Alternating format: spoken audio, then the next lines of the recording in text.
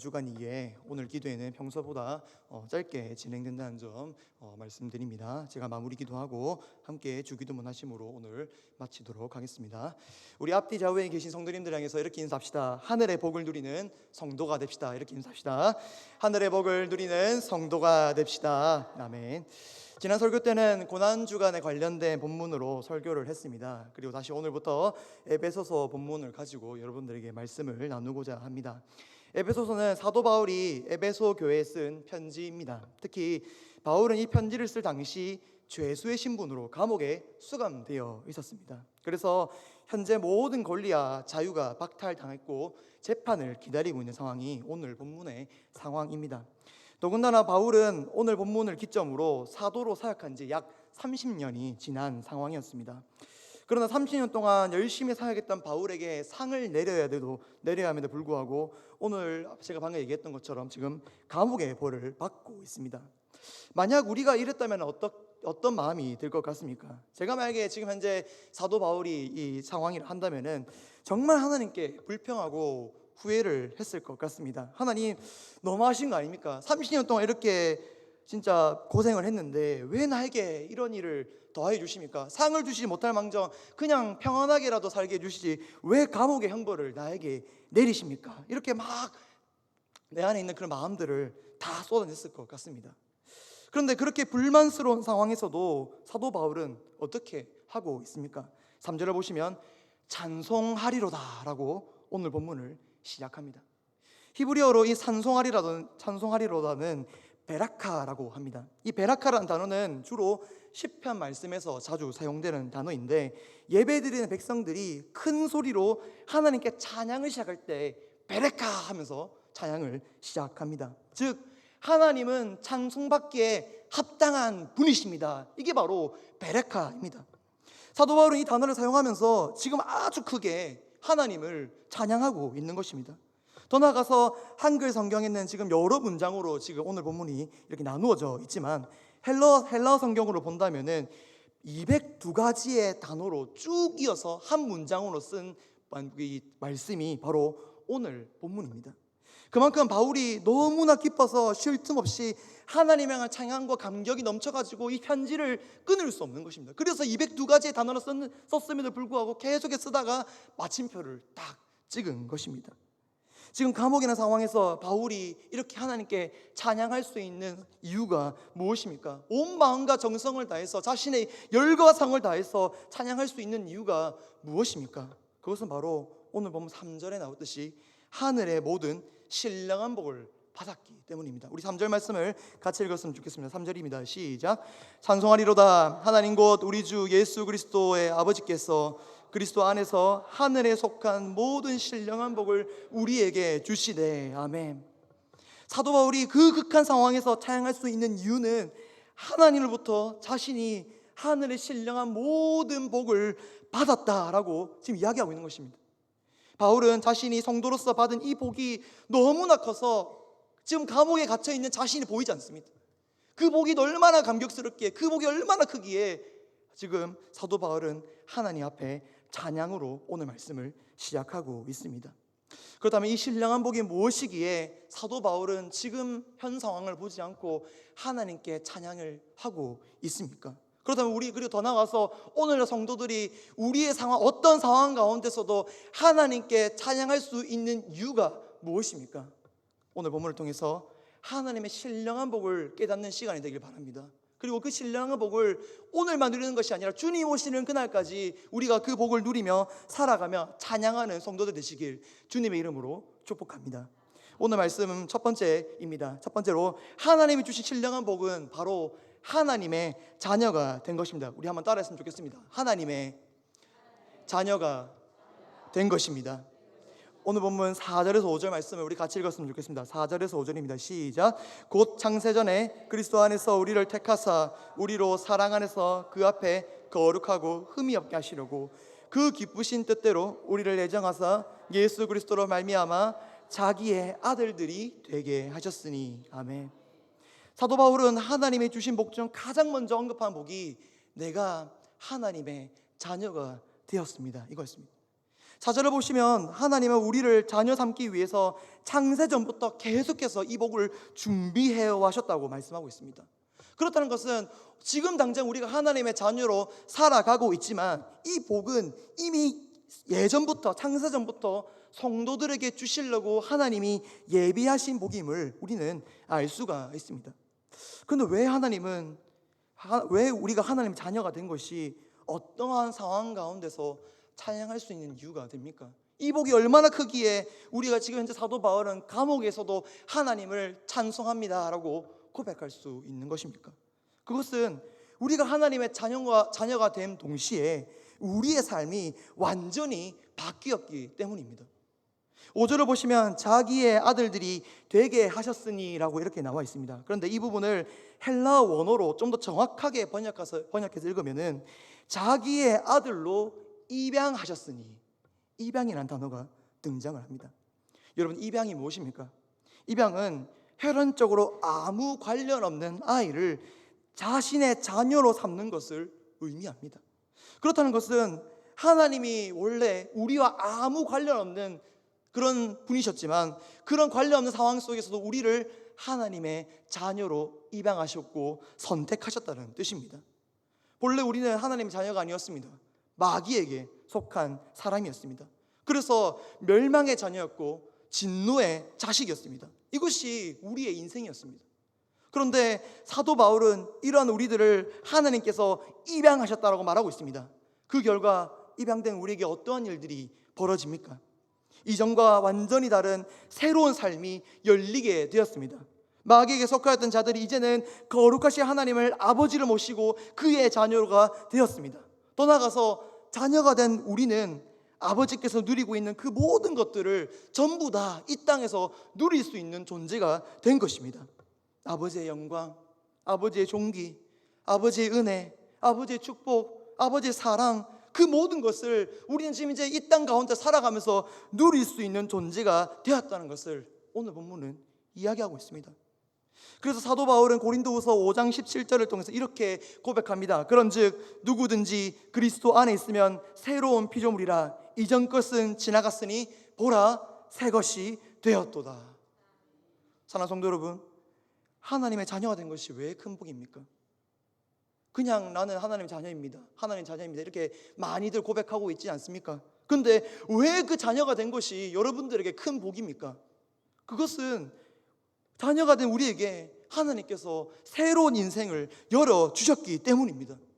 원래 마귀의 종으로 죄의 노예로 살면서 온갖 고통과 고난을 당하면서 결국 죽어야 할 운명이 우리들이었는데 하나님은 입양하심으로써 우리를 구원하여 주심으로써 하나님의 자녀로 살아가게 하셨습니다.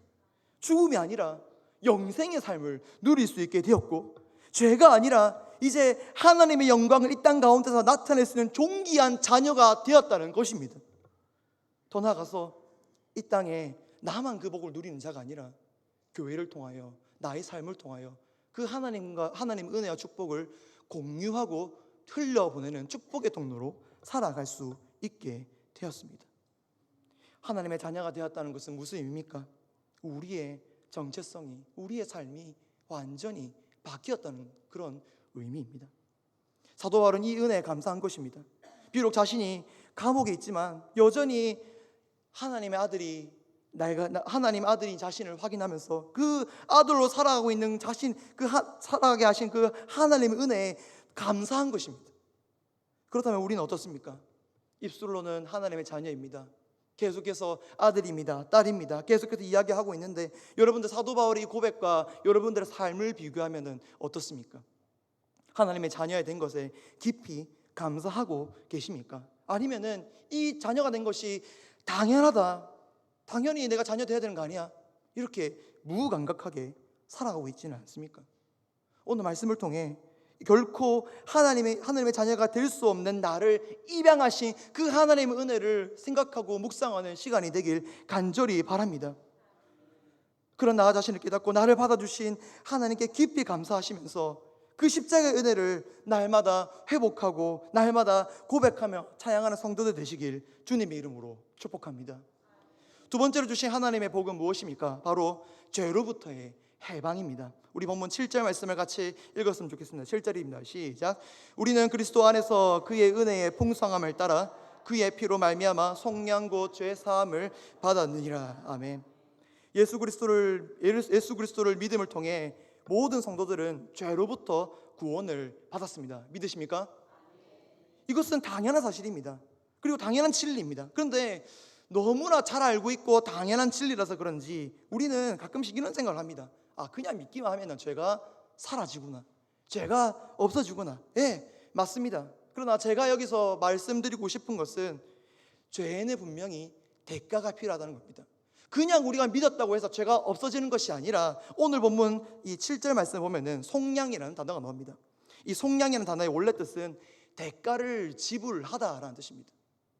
그렇다는 것은 오늘 우리 죄가 없어졌다는 그 이유는 누군가가 나의 죄를 지불했다는 것, 그 대가를, 죄값을 지불했다는 것을 우리가 이 단어를 통해서 알 수가 있습니다. 원래 우리의 죄가 사라지기 위해서는 하나님께서는 딱 한 가지 요구하신 것이 있습니다. 무엇인지 아십니까? 그것은 바로 죽음입니다. 레위기를 읽어보시면은 하나님 앞에 나온 모든 자들이 번제단에서 해야 할 것이 있습니다. 바로 짐승을 데려와서 그 짐승을 직접 죽이고 그 피로 자신이 정결하게 되어야 합니다. 이 짐승의 피가 무엇을 의미합니까? 죽음 말고는 주님 앞에 나아갈 수 없다는 겁니다. 하나님께서 우리 죄의 값으로 대가로 요구하시는 것은 바로 죽음입니다. 그래서 이 땅에 있는 모든 인간들이, 죄의 문제를 해결하지 못한 모든 인간들이 당해야 할 운명은 사망이자 죽음입니다. 그런데 7절 말씀 보시면 우리가 죽었다로 나와 있지 않습니다. 그저 죄의 값이 지불되었고 죄의 용서를 받았다라고만 나와 있습니다. 어떻게 우리가 죽지도 않고 죄의 값이 지불되어서 죄로부터 해방되었고 자유하게 될 수 있었습니까? 그것은 예수 그리스도께서 우리를 대신하여 모든 죄값을 치르셨기 때문입니다. 예수님이 십자가를 통해서 모든 죄의 값을, 모든 고난을 온몸으로 받으셨습니다. 로마 병사와 유대인들이 침을 뱉고 저주하고 비방할 때에도 예수님은 아무 저항도 하지 않으시고 그저 감내하셨습니다.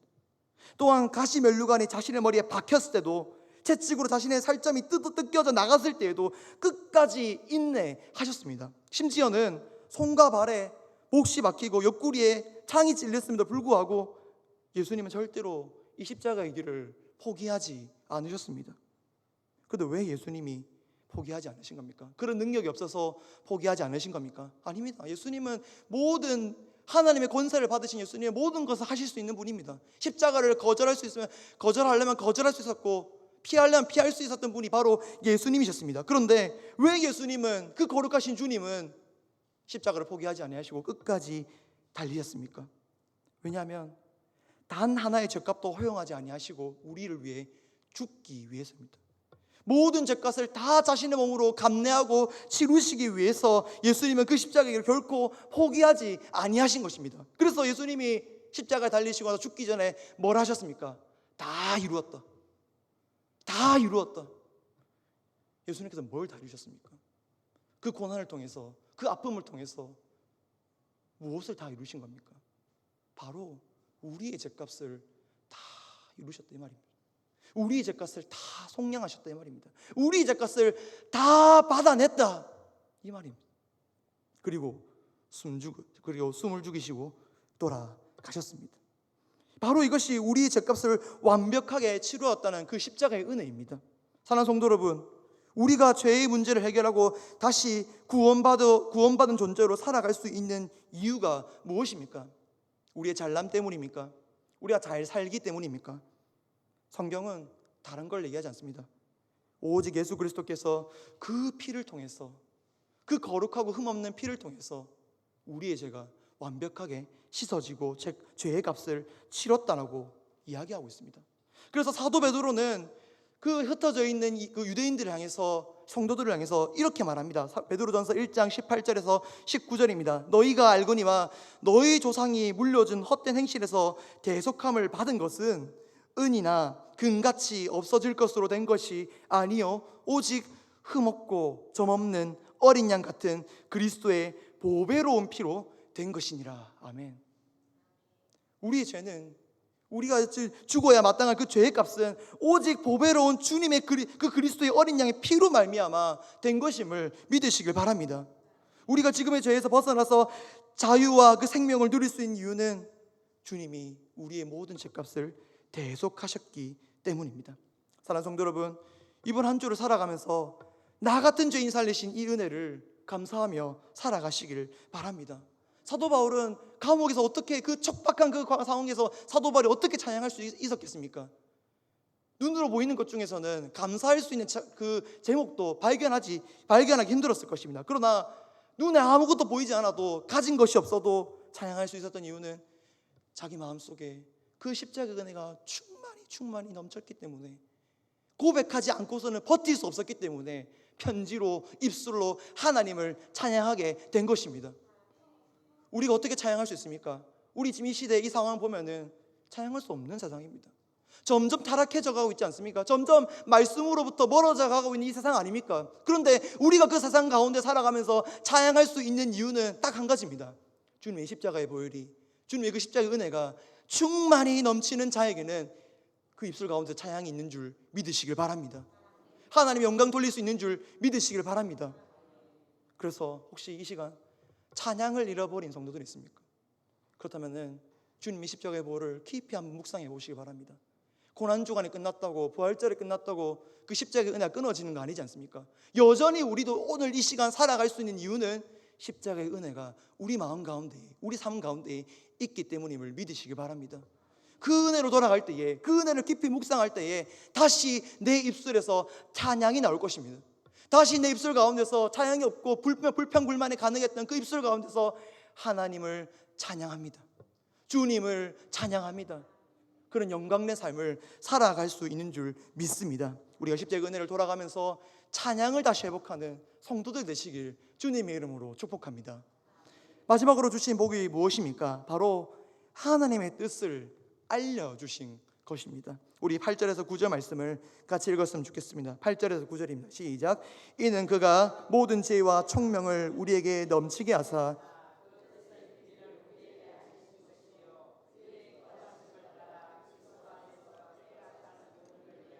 예정하신 것이나. 아멘. 하나님은 두 가지 복에 이어서 마지막으로 성도들에게 한 가지 복을 더 주십니다. 그것은 이 세상을 향한 하나님의 뜻을 깨닫게 하신 것입니다. 원래 인간은 하나님의 뜻을 측량할 수 없고 깨달을 수 없는 우둔한 존재였습니다. 그러나 오늘 본 말씀 보시면 하나님은 모든 지혜와 총명을 우리에게 넘치게 하셨습니다. 그래서 그 뜻의 비밀, 이 땅 가운데서 하나님이 이루시는 그 모든 계획과 비밀을 우리에게 알려주시고 깨닫게 하셨습니다. 그런데 왜 하나님은 그 크신 뜻을 우리에게 알려주신 것입니까? 성경을 보면은 하나님은 한 사람에게 사명을 맡기기 전에 뜻의 비밀을, 그분의 계획을 알려주십니다. 하나님 모세를 부르실 때에 그냥 이스라엘을 향해 구원해라, 이스라엘 지도자가 되어라 이렇게 말씀하신 것이 아니라 떨기나무에서 불로 나타나셔서 이스라엘을 구원할 그 계획을 하나님은 말씀하십니다.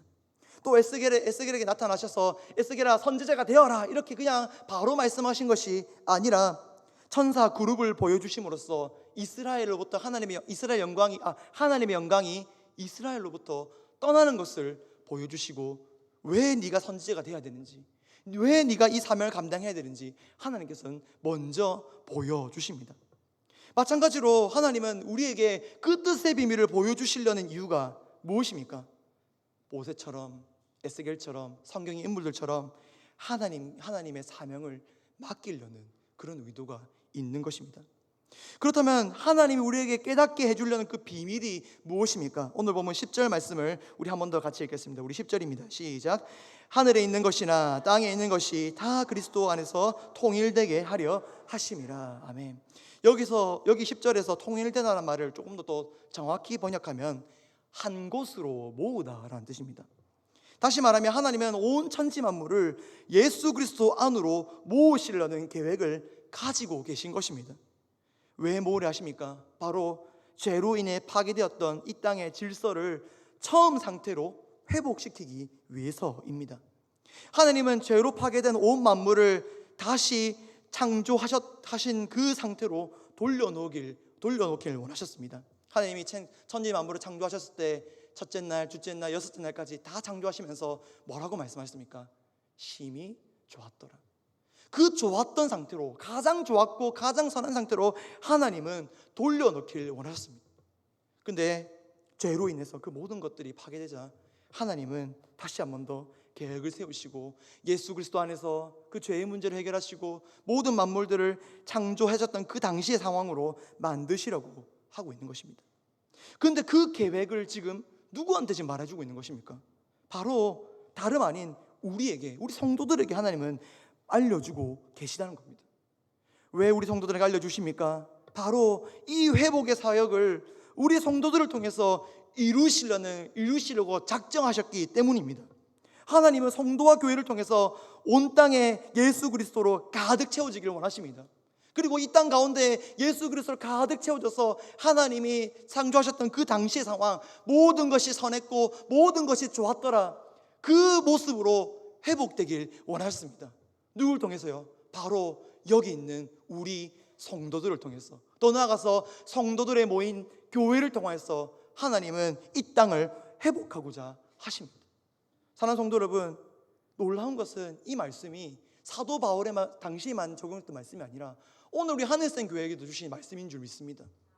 하늘생 교회를 통해서 하나님께서 원하신 것은 예수 그리스도를 이 땅 가운데 충만하게 하려는 목적이 있으십니다. 그런데 그 충만을 통해서 뭘 궁극적으로 이루시는 겁니까? 온 세상의 구원입니다. 온 세상의 회복입니다. 에덴 동산에서 마셨던 그 하나님 보시기에 좋았더라, 선했더라, 그 모습으로 회복하시기를 원하십니다. 누굴 통해서요? 우리 하늘샘 교회를 통해서 이루시려고 하나님은 작정하셨습니다. 올 한 해 우리에게 어떤 비전과 사명을 주셨습니까? 영혼을 구원하는 교회로 우리를 부르시지 않았습니까? 5월달 동안 영혼을 구원하는 교회로 잘 살아오셨습니까? 물론 복음을 전하는 것이, 저도 오늘 학교 앞 전도를 나가서 아이들한테 복음을 전하는 것이 참 어렵더라고요. 복음을 전하는 것이 참 어렵고 살아가는 것이 참 어렵습니다. 그러나 하나님은 우리에게 그 사명을 주시면서 기대하시는 것이 있다면 예수 그리스도로 충만하게 채워지고 예수 그리스도로 온 세상에 전파되어지고 예수 그리스도로 말미암아 온 땅 가운데에 하나님의 구원과 회복이 임하기를 바라고 계십니다. 사랑하는 성도 여러분, 힘들 수 있습니다. 사명을 지키기 어려울 수 있습니다. 그러나 반드시 기억하시기 바랍니다. 우리의 사역을 통해, 우리의 사명을 통해 하나님은 반드시 회복의 역사를 우리 가운데 임하게 될 줄 믿습니다. 믿지 않는 자들이 있습니까? VIP들이 있습니까? 새 가족들이 있습니까? 우리가 복음을 전할 때에, 우리가 그 사명을 지킬 때에 하나님 반드시 그들을 돌아오게 하실 줄 믿습니다. 다시 그들 마음 가운데 성령 충만함을 통해 회복시키시고 주님께로 돌아오는 놀라운 역사가 반드시 우리 교회 가운데에, 우리 성도들 가운데에 일어날 줄 믿으시길 바랍니다. 이 말씀을 기억하시면서 우리에게 사명 주신 그 하나님을 생각하며 그 사명을 통해 또 역사하실 하나님을 기대하며 이번 한 주 또 살아가시는 성도가 되시길 주님의 이름으로 축복합니다. 마지막으로 말씀 마무리하도록 하겠습니다. 오늘 본문에서 사도 바울은 세 가지의 복을 언급하고 있습니다. 첫 번째로 우리는 하나님의 자녀가 되었습니다. 두 번째로 우리는 죄로부터 구원받았습니다. 세 번째로 우리는 하나님부터 사명을 받았습니다. 이 세 가지를 통해 날마다 주님께 찬양하는 성도 되시기 바랍니다. 감옥 같은 인생 가운데서도, 광야 같은 인생 가운데서도 우리가 찬양할 수 있는 이유가 무엇입니까? 물질이 많아서요? 친구들이 많아서요? 권력이 내 손에 쥐어져 있어서, 힘이 있어서요? 그게 아닙니다. 이 신령한 복이 우리 삶 가운데에 충만하기 때문입니다. 이 신령한 복만이 성도의 찬양에 이해가 되는 줄 믿으시며 날마다 하나님께 찬양하며 영광 돌리는 성도들 되시길 주님의 이름으로 축복합니다.